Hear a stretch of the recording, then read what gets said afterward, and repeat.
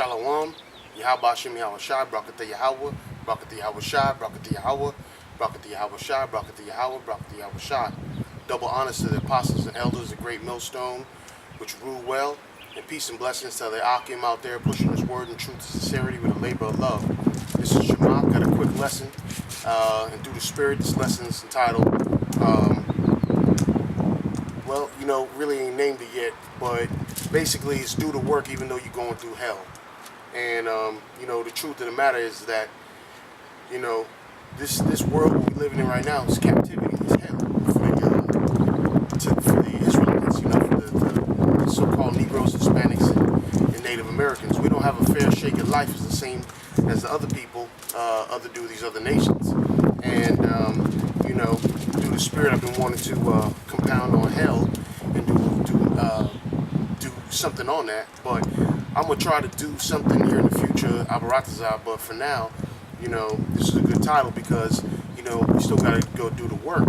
And Most High's, encouraging us to go do the work and to be able to, no matter what we're going through, matter of fact, in the midst of the captivity, all these prophecies that show that in the middle of it, we're supposed to go out here and do what we got to do, So I got a few scripts in this lesson, and one of them is in Jonah. Jonah's a real good. Jonah, there's a few brothers out there, brothers in the past and the scriptures that give us faith through their stories and whatnot while they were going through hell, while they were going through. Matter of fact, all the apostles and disciples, we can learn, a lot from what to do and what not to do. But I'll start here in Jonah 1, verse 1. Now the word of the Lord came unto Jonah, the son of Amittai, saying, Arise, go to Nineveh, that great city, and cry against it, for their wickedness has come before me. Right? And it's just like the same thing that we're going through now. We're supposed to go up and arise in this great city, the one that's wicked, known as Babylon. Babylon the Great, Babylon. We're going to go up no matter what, and in the middle of, in this great city, right? And so we were commanded, and then Jonah was commanded in the story that you see here. And that's the one thing, man, no matter what, and whatever we do, we know that Satan will the kitchen sink at us from your woman, your kids, life, job, just name it, and there's no way for us to live, man, It's literally out there, how we're living and the foods we're eating and the hell we're getting. But, that's the definition, of the hell, not this lake of fire where this man in a red suit is poking you and got little, that's not the definition. So-called the grape juice drinking Christian church will have you believe, all right? And I'm going to go to Jonah chapter 3. And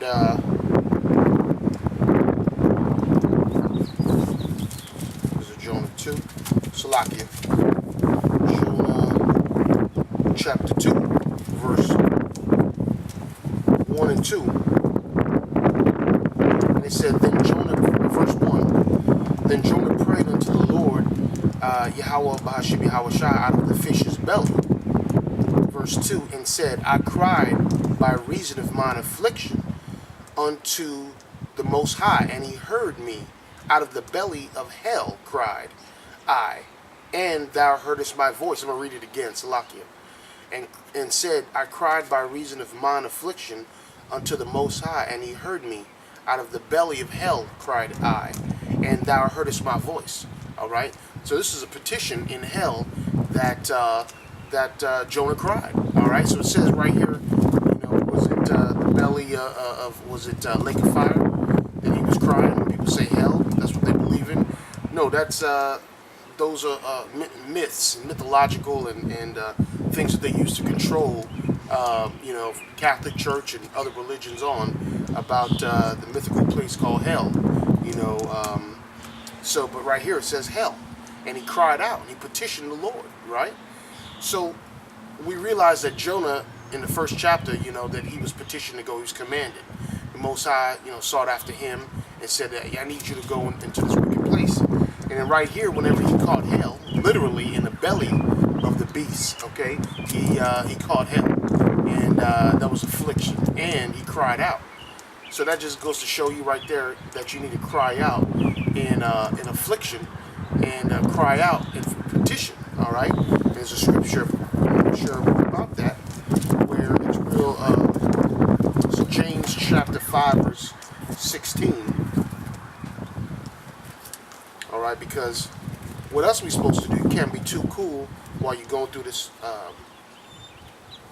this madness, just to keep it to yourself. All right, James chapter 5 verse 16.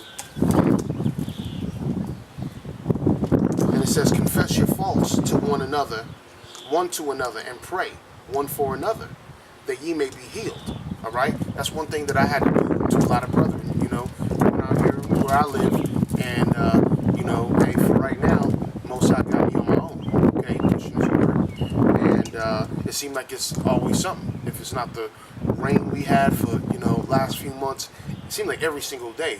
Just blessed to have the sun out right now, shining and whatnot. But it just seemed like April and May for us just been raining nonstop here. So when you can, between work and between going out by yourself, and I just confessed to the brethren and say, hey, listen, man, I don't care what it takes. I don't care. I see the elders out there in rain and in I've seen brothers in snow before. Like brother said, some brothers got snow in their beard.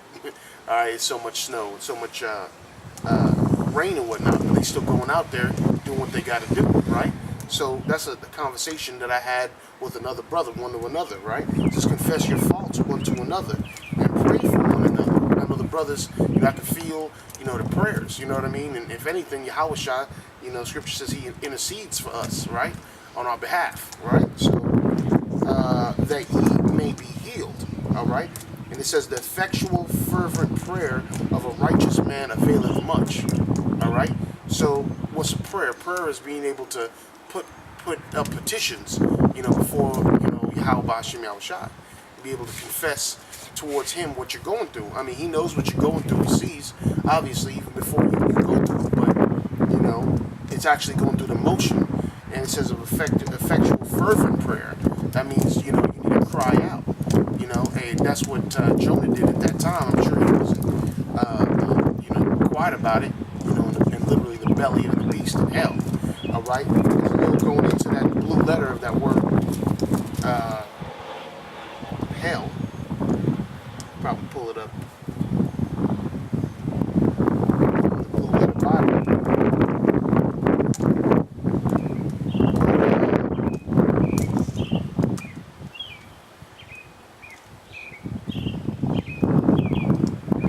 Not of hell, Salakia, of righteous. It says effectual fervent prayer of a righteous man. Well, what makes the definition of righteous? We go right here. The word is when you go to righteous in the scriptures, it means, see, it's from the Greek 1349. So Greek G1349, and it's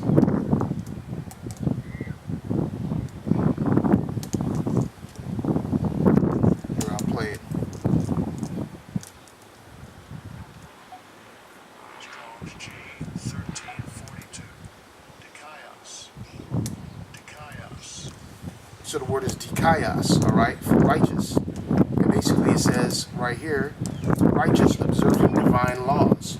Hey, right there, that shows us that we're righteous when we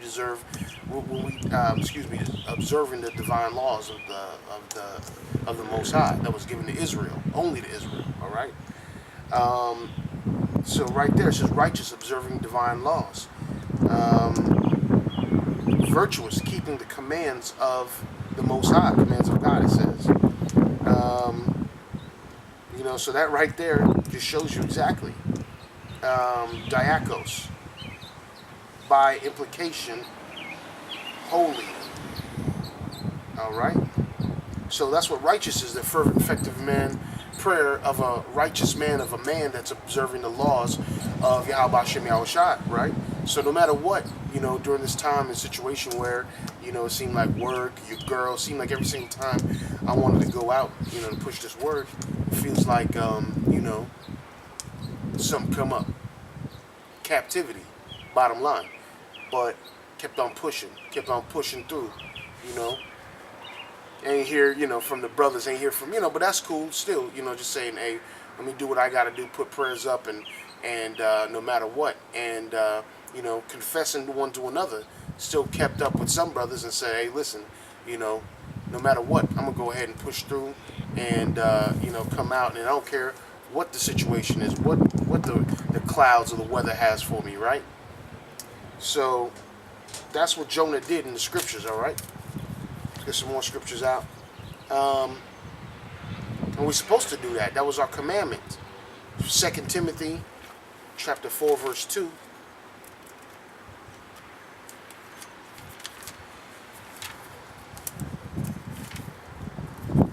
Supposed to.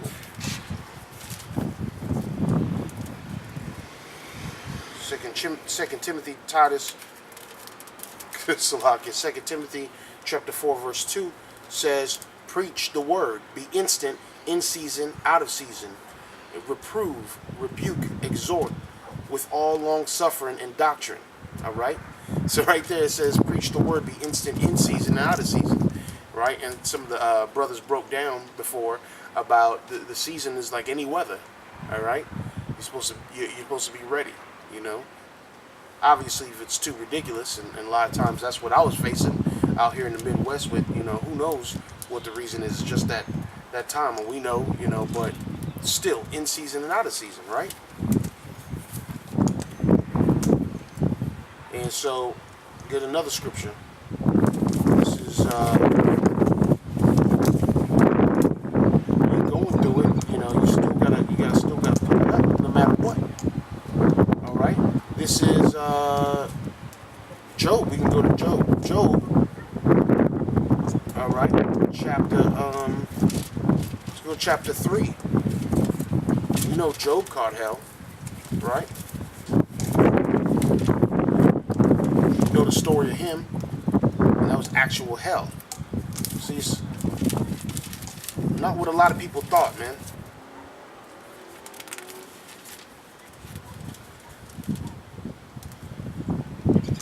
This is Job chapter 3, verse 11. He says, why died I not from the womb? Why did I not give up the ghost when I came out of the belly? All right? He said, well, man, why didn't I? And this is, after he got all into it. We could even go to where, what his wife said. If I could find it right here. Job chapter 2, I believe. And, yeah, I believe in Job 2, his wife was like, why don't you curse the Most High and die? But anyway, in the scriptures it does say that right there earlier in the book.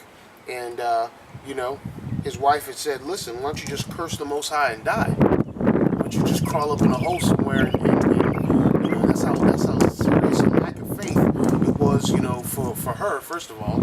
And so that just shows you, man, it's another thing, man, whenever you just, if you have brothers dealing with women, your wives or whatever, your children seem to look at you like you're on a different plateau, Just have my mama, come visit, whatever, feel like you in a cult, but not want to obey any of the law, statutes, and commandments that the scripture says, preaching that sweet Jesus doctrine, that right there, in your own house too. A lot of brothers don't have to deal with it. You want to, respect, your parents or whatever. But hey, that's a rough situation that you have to deal with, right? That's what I was going through. That's my hell, amongst other things too. Just kids don't want to listen. Your woman go off. It seems like right when you're about to go out, you about to, go out here, go to camp or something, talking against you, right? But you got to do it. It's a sacrifice. Good scripture is Psalms 116.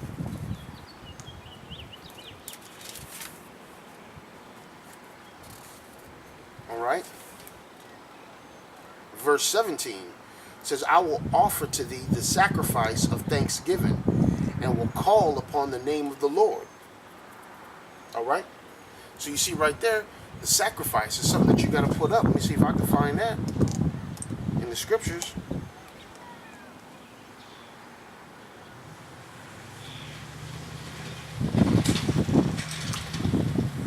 We just know that anytime we got to sacrifice something, right? We're going through it. Looks like the word sacrifice is, click on it, H2077. Looks like in the Hebrew, right? Click on it, what that word means. Strong's H2077. Zevach. Means zevach, right? That's what sacrifice is, all right? You got to give, let's see what it says right here. The definition, it says,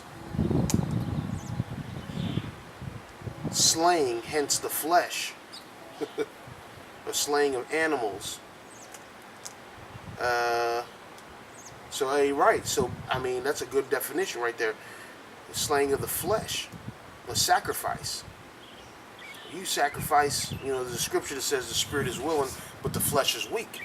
So that's just right there that, shows that we gotta, sacrifice the flesh right there. And it's a sacrifice to put it up, especially when we have all these things, hemming us up and stopping us and right in our face and, nagging. You see that, look at all these so-called godless people, that don't want to obey the laws, statutes, and commandments of the Most High. Even though they've heard, you tell them. They tell you, shut up, man, I can't hear it. I don't want to hear it. Can we talk about something else other than God? After a while, you just get to the point where you say, like, listen, I'm not even going to, listen to it anymore or tell you about it. You ask, that's one thing, but, hey, that's a big deal. Right? So, that's a good scripture, man. Let's get some more scriptures.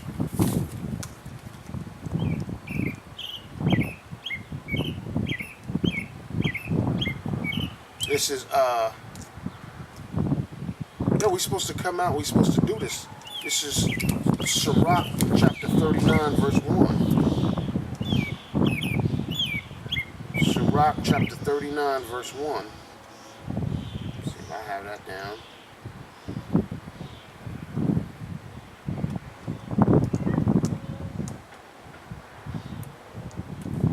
All right. It says, Sirach 39:1, but he that giveth his mind to the law of the Most High, and is occupied in the meditation thereof, will seek out the wisdom of all the ancient, and be occupied in prophecies. Right? So that's the one thing right there. It's the number one thing that we're supposed to be doing right now, is being occupied in these prophecies. It's the most important thing. Okay?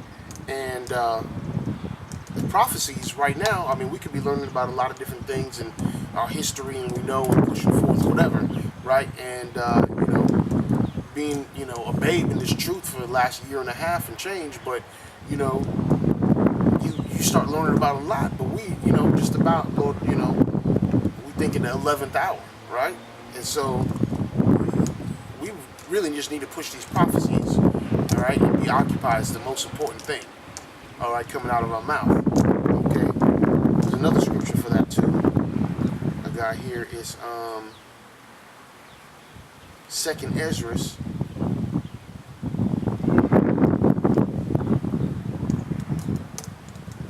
All right, 2nd Ezra chapter 2, Salakia chapter 15. All right.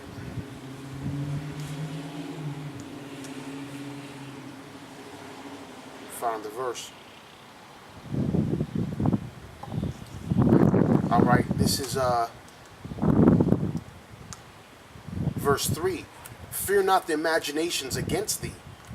Let not the incredulity of them trouble thee that speak against thee. All right. So basically, you're supposed to go out and you're supposed to work on the what's written in the prophecies and speak out. Again, let me hear it again. Fear not the imaginations against thee. let not the incredulity of them trouble thee that speak against thee. So whether it's in our own home, whether it's our, family, whether it's the hell you catching at your job, whoever speak against you, all right, seeing that madness that you believe you one of them Israelite brothers, or this is what you believe or whatever, it don't matter what they speak, all right? That's that hell that you catching. That's the thing. Let's look into that word incredulity.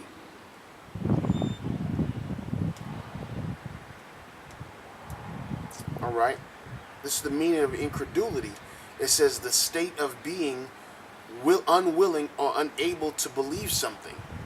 All right. It means you're in a state of unwilling or unable to believe something. These people have a perpetual just block, it seems like, right? And we know the word that says the Most High has fattened their ears and has blocked them. All right, that they can't get it, and they're in a state of read it again, a state of unwilling,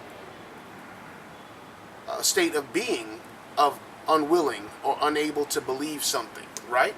The scripture also says, for the Most High, we have to pray to deliver us from these unreasonable men, right? So that's hell. That's what we catch in hell, and that's something that I just want to share with you brothers out and sistering out there, that, to say, hey, I'm catching it. I'm catching hell, or what's the definition of hell? And I've been wanting to do something, and Abaratazah, I'm going to put something else out there with hell in detail, and I have, some lesson plan for that. Definitely seemed like it was hitting home right now, too, so I might as well put that up through the spirit. So, hey, when the Most High is directing you to get up and go do something through the spirit, hey, you listen to that, you push forward. It's a commandment, no matter what. All right. So with that, I just want to say shalom.